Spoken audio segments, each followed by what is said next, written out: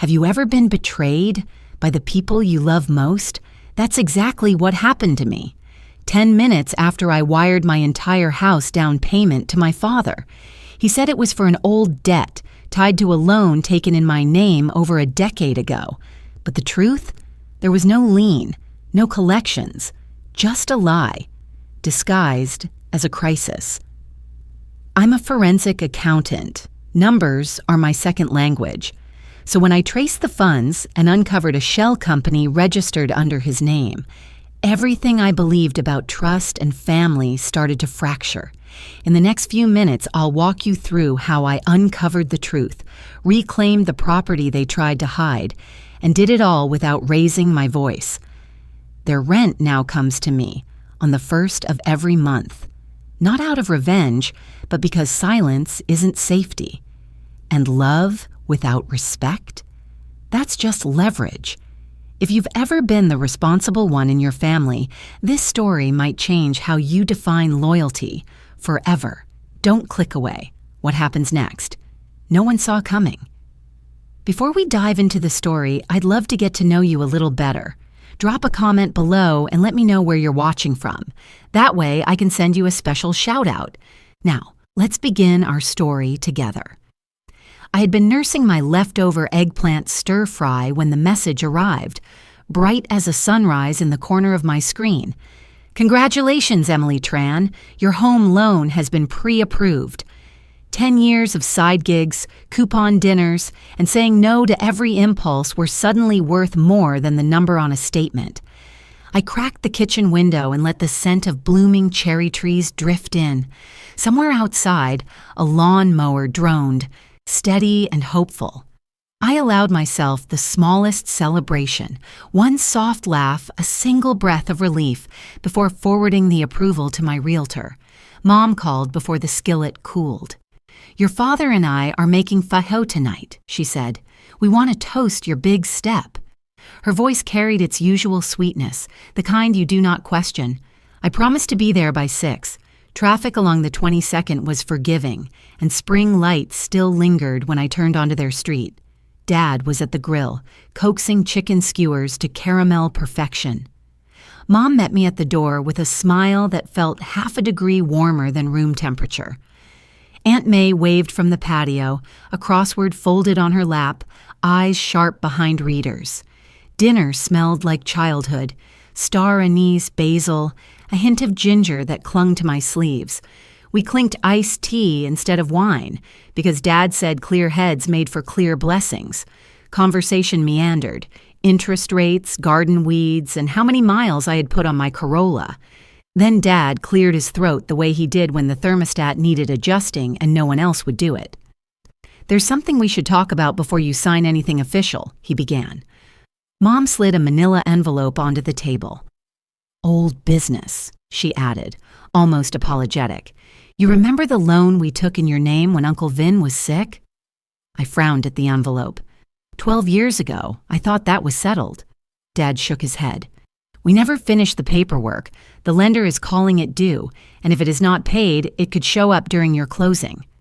His chopsticks tapped the bowl, a tiny metronome of urgency. I opened the envelope.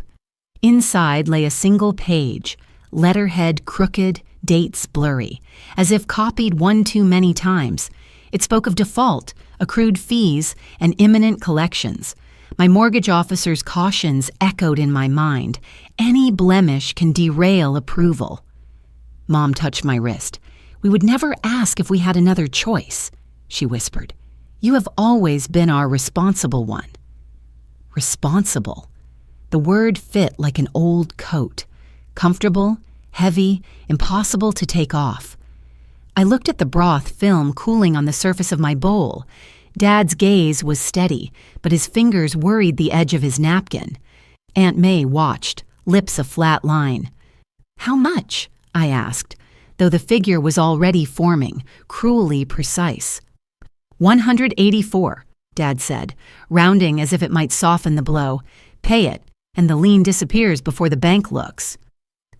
A wind chime rattled outside, delicate and tinny. Mom refilled my water glass, though it was still full. Family helps family, she murmured.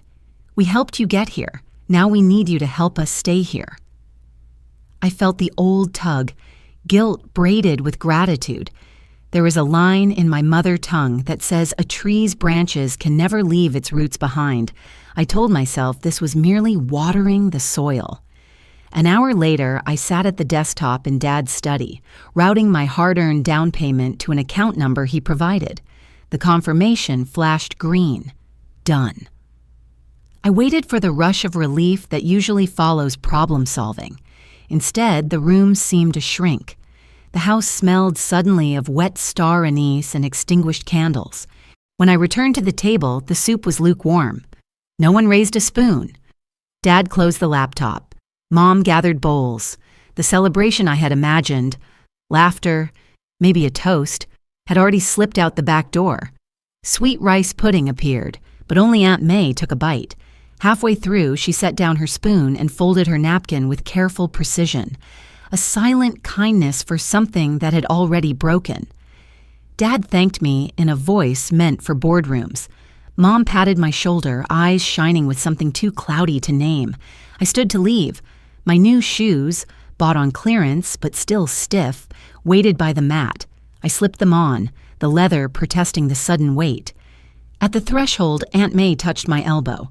Her perfume was faint, jasmine mixed with library dust. She leaned close, voice no louder than the chime outside. "Honey," she said, "don't sign anything else until you talk to me." I opened my mouth, but whatever words I had rehearsed dried up against the back of my teeth. Instead, I nodded once, the motion small but certain, as if tipping a scale I had never realized was off balance. Outside, the evening air felt cooler than when I arrived. I pressed the car key and the headlights blinked awake, bright and indifferent. Behind me, the house swallowed its porch light until only a dim rectangle remained, like a polite farewell that did not quite reach the curb. I left my parents' driveway feeling stripped of something I could not yet name. By the time I reached my condo, the sun was slipping behind the palms, washing the sky in a color too soft for how hard my thoughts had become. I dropped my purse on the entry bench, lowered the blinds, and let the hum of the refrigerator settle over the room like white noise. The debt letter lay on the counter where I had tossed it that morning, its off-center logo glaring now that I knew where to look. Years ago, I kept every family grocery receipt in an Excel sheet, color-coded by date, category, and payer. One Friday, I noticed Dad had slipped the same carton of eggs onto 2 separate reimbursements. I laughed, sure it was a copy-paste error. He shrugged, said he had earned it. The spreadsheet stayed, but the joke never landed again. I reopened the letter, this time as a forensic accountant instead of a dutiful daughter. The font on the heading was Times New Roman. The footer used Garamond. No legitimate lender mixes fonts. The notary seal looked scanned, not embossed, and the date field was left aligned while everything else was justified. Little seams in a costume meant to hold up under candlelight, never sunlight. The county recorder's website loaded slowly, each page a reminder that most truths hide in plain, bureaucratic daylight. I searched my name, nothing. I searched my address, still nothing. No liens, no judgments, no pending suits. My heartbeat slowed, not with calm, but with purpose. My phone lit up. Aunt May's name appeared, the screen blooming gentle blue. I answered on speaker. "Emily, dear, just checking." Her tone was careful, as if each word had to pass a safety inspection. "Did you sleep at all?"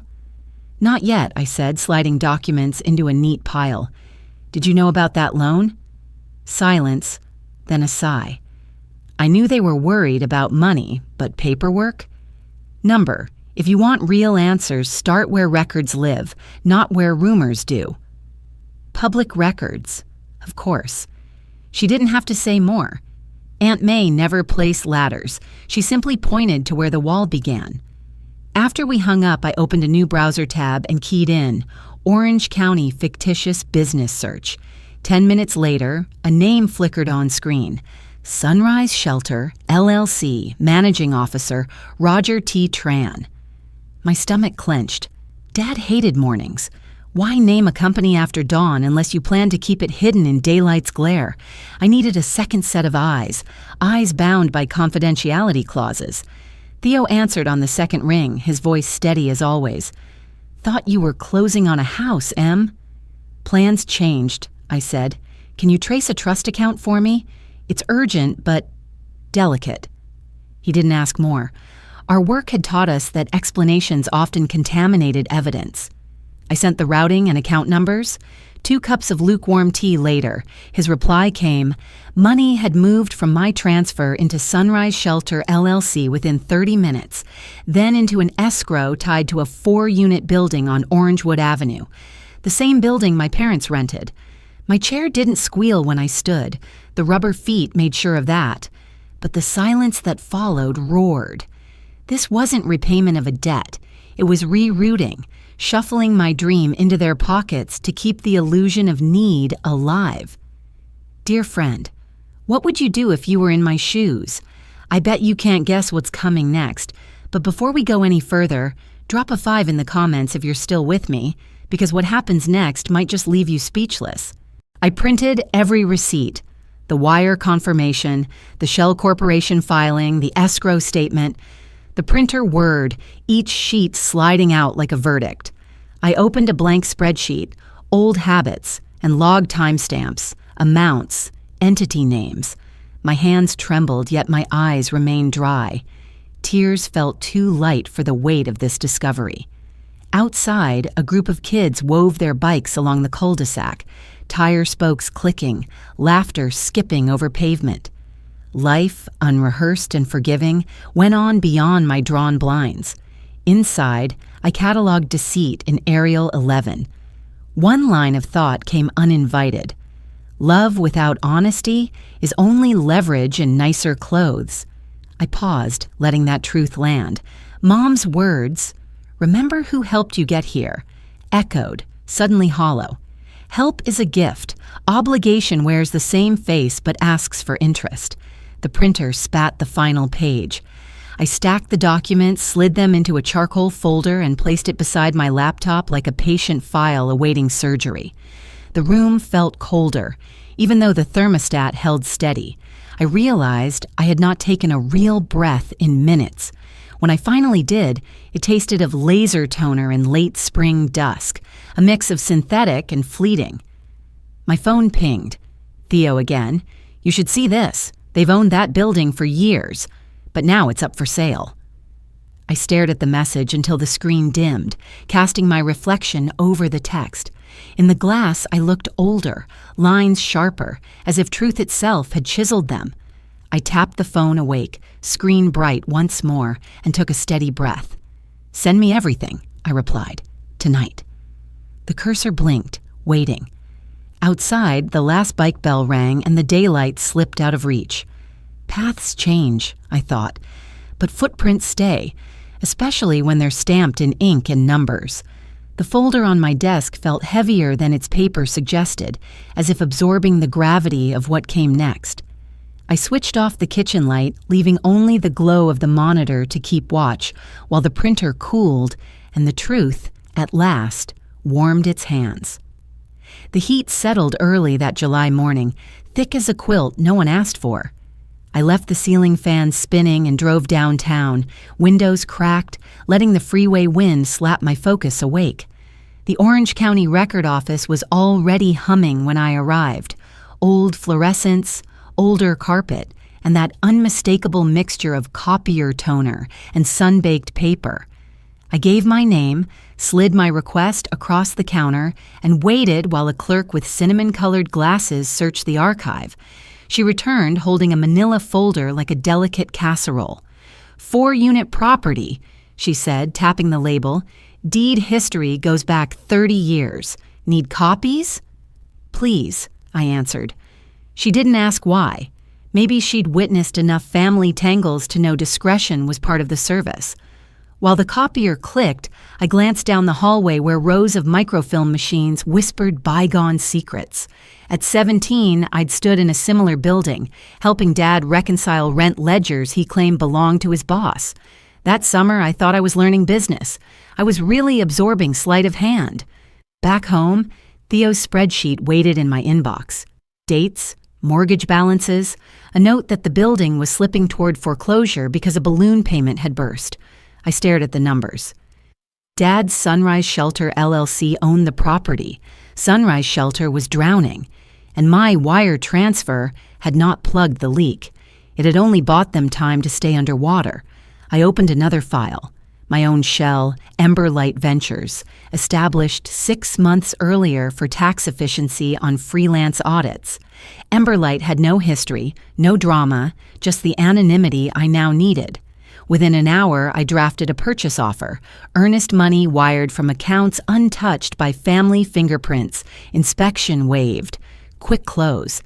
The price felt almost merciful for a distressed asset, but mercy wasn't the motive. Silence was.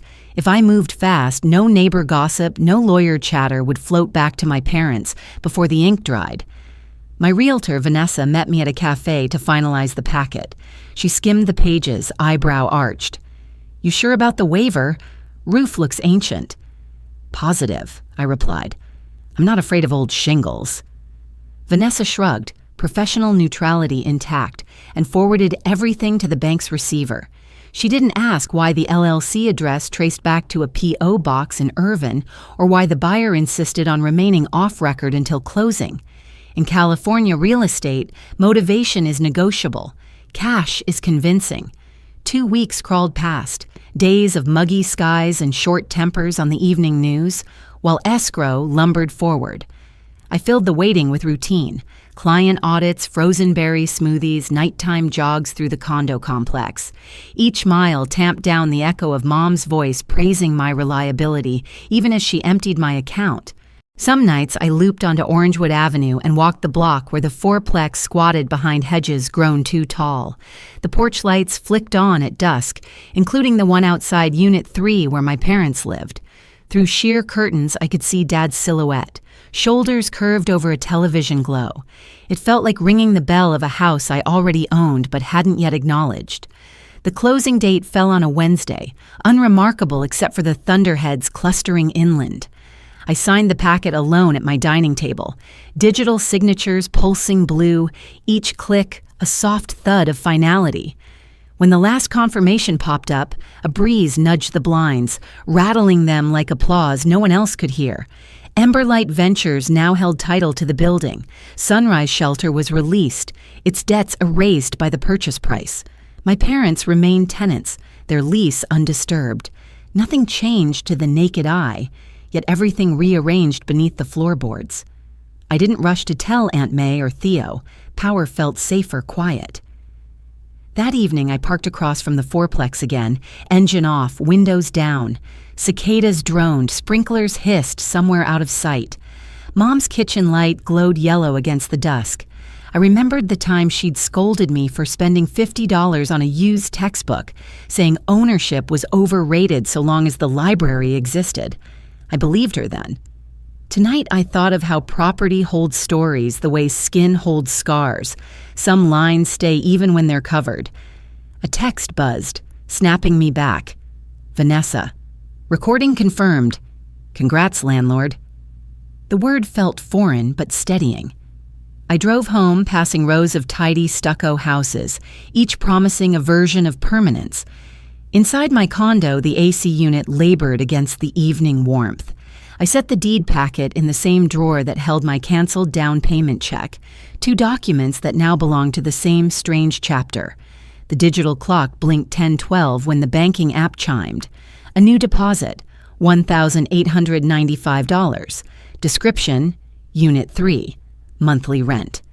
For a moment I simply stared, the digits sharp as gravel under bare feet. Dad's money, part of it once mine, now cycled back through a system he didn't know I controlled. I closed the app, exhaled through pursed lips, and let the room settle. This wasn't revenge. Revenge wants an audience. Restoration only asks for balance. Still, balance carries its own quiet weight. The ceiling fan ticked above, circling warm air like a secret told in confidence. In the hush, I allowed myself one thought, neither triumphant nor bitter, just steady. If they could rewrite the rules, So could I, and I had finally finished my revision. The first thing I noticed when I stepped onto my parents' porch was the silence.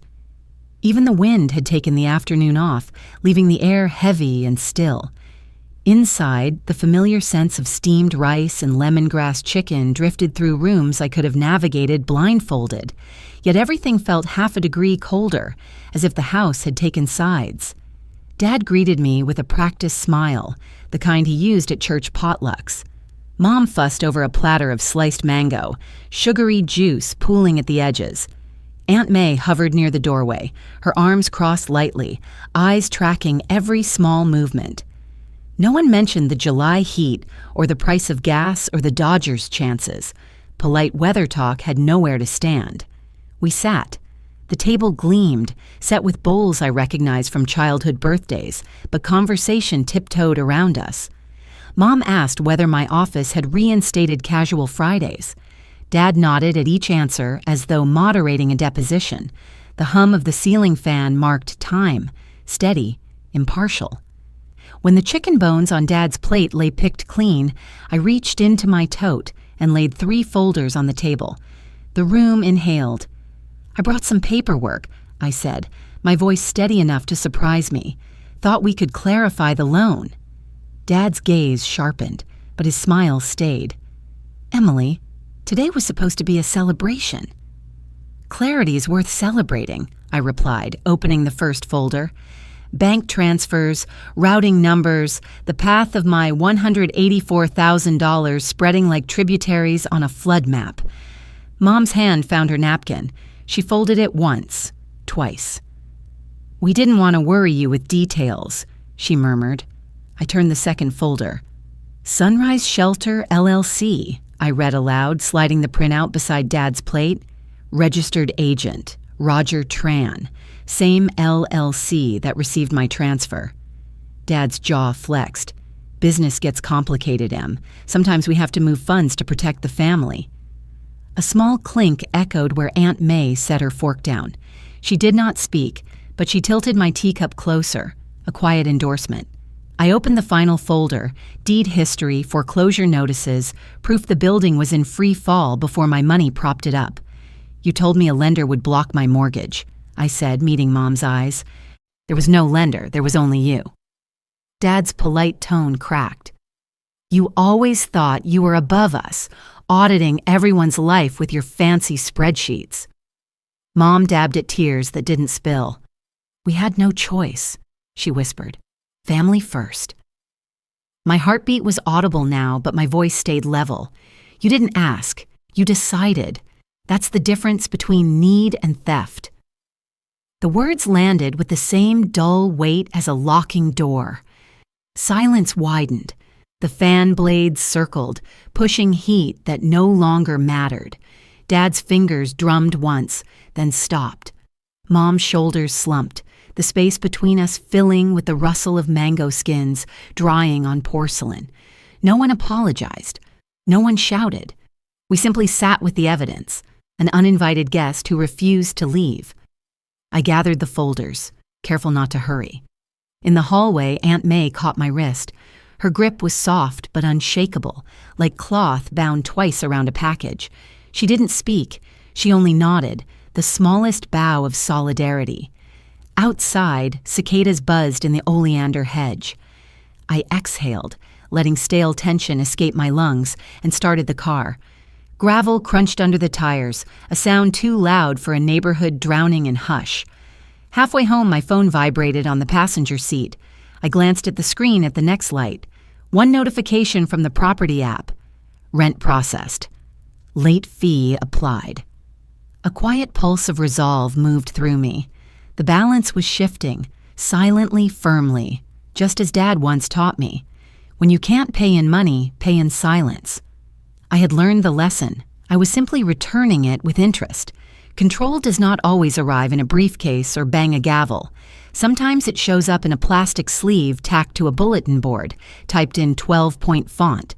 On the first cool morning of October, our property manager slid new leases under every door in the fourplex.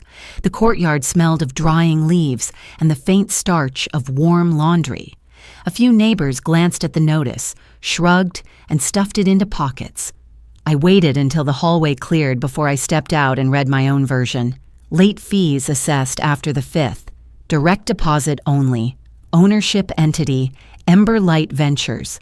A small signature, mine, sat at the bottom. I imagined Dad's reaction when he reached that line, the way his brow would pinch, trying to place a name he was certain he had never heard. That was the point. Soft power, my college professor had called it. Empires do not always fall to gunfire. Sometimes they dissolve when the ledgers change hands. 2 days later, I parked across the street from the building with a bag of groceries balanced on the passenger seat. Steam rose from roof vents as dryers churned. Dad was wrestling a trash bin to the curb, muttering about rising fees, the wheels squeaking protest down the driveway. Mom waved from the porch, cardigan buttoned against the crisp air. Inside their kitchen, the overhead light flickered, casting thin shadows on the linoleum. I placed apples and a loaf of rye bread on the counter. Dad rubbed his temples. "Have you ever heard of Ember Light Ventures?" he asked, jaw tight. "I can't say I have," I replied, which was true in a way that mattered only to me. He handed me the new lease. "Late fees after 5 days," he read, voice climbing. "We pay on the 6th because that's when Social Security hits. Now they want a penalty for being 1 day late." Mom poured tea in slow circles. "Rent is going up, too. These corporate landlords bleed people." I sliced an apple, listened to the knife click against the board. "Did you try calling the office?" Dad snorted. "They hide behind voicemail trees. No real person." He tossed the lease on the table, paper skidding to a stop beside the sugar bowl. "They could at least meet us halfway." Mom touched his arm. "Maybe they will if we explain." I placed apple slices in a bowl and pushed it forward. "Worth asking," I said. Their frustration filled the room like steam off hot broth, but it never crossed the line into questions I could not parry. When Mom hugged me goodbye, she held on a second longer than usual, as though trying to anchor herself in calmer water. That night, Aunt May called. Her voice was low, the hush of someone speaking in a room with thin walls. "I saw the county filing," she said. "You own it." "Technically, Emberlight does," I answered. She paused, letting the distinction settle. "You did not do it to hurt them." "I did it to stop the bleeding," I said. "Mine and theirs." Her exhale sounded like relief and worry braided together. "Just remember, quiet leverage can still bruise if you lean too hard." "I know." Rent was due on the 1st. My banking app stayed silent until the evening of the 5th, when 3 of 4 tenants paid. The missing deposit was predictable. Dad had never conceded to deadlines he disliked. At midnight, the system applied a $50 penalty and generated an automated notice. The language was polite, the consequences clear. I had written every word. The next afternoon, the property manager, Mr. Delaney, forwarded a voicemail. Dad's voice spilled through the speaker, rough with disbelief. "We have always paid," he insisted. "1 extra day and you fine us like strangers." Delaney's only comment in the email was a single line. "Please advise." I replied, "Keep policy consistent. No exceptions." 2 hours later, my phone rang again. Mom's number. I let it roll to voicemail, heart thudding harder than I expected. Her message arrived 30 seconds later, a fragile recording wrapped in static. "Emily, we need to talk, please." She did not mention rent or penalties, just the plea twice. Like knocking on a locked door, she suddenly realized she had no key to. I replayed the message once, then placed the phone face down on the coffee table. Outside, the courtyard trees shook off another handful of leaves. They drifted past the windows, gold and weightless, landing where they pleased. The notice board in the hallway fluttered as a draft passed, the plastic sleeves rustling with soft authority. Empires fall quietly, I thought, and sometimes they rise the same way. One signature, one invoice, one late fee at a time. Snow had drifted across Main Street overnight, only to melt into slush by noon, leaving little white islands along the curb. I parked across from Willow Cafe, the place Mom once swore brewed the world's gentlest tea, and watched my breath mist the windshield. Cinnamon air escaped every time someone opened the door, carrying a warmth the season hadn't yet earned. Inside, the lights were soft, the tables small, and the music polite enough to forget. Dad was already seated, posture straight as a hymn. Mom stirred something in her mug, eyes fixed on the tiny whirlpool. They looked up together when I approached, relief flickering like a porch bulb in wind. "Emily," Mom said, forcing a smile, "thank you for meeting." I took the chair opposite them. The table between us felt narrower than our silence. Dad cleared his throat. "We're sorry things became so complicated," he began. "None of this was meant to hurt you." Mom nodded too eagerly. "We were trying to hold everything together. Families get messy, but we're still family, right?" Their words hovered, soft-edged and incomplete, leaning on the kind of forgiveness that arrives before accountability. I unlatched my leather folder and slid a packet forward. The crisp pages stopped against Dad's cup with a quiet thud. "That's the recorded transfer," I said. "Emberlight Ventures, me, became the building's owner 3 months ago." Dad's fingers twitched, but he kept them in his lap. Mom lifted the cover sheet, lips moving as she read.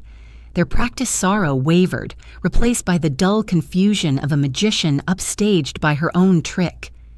"You bought it?" Dad whispered. "I rescued it," I replied. "Default would have taken it anyway.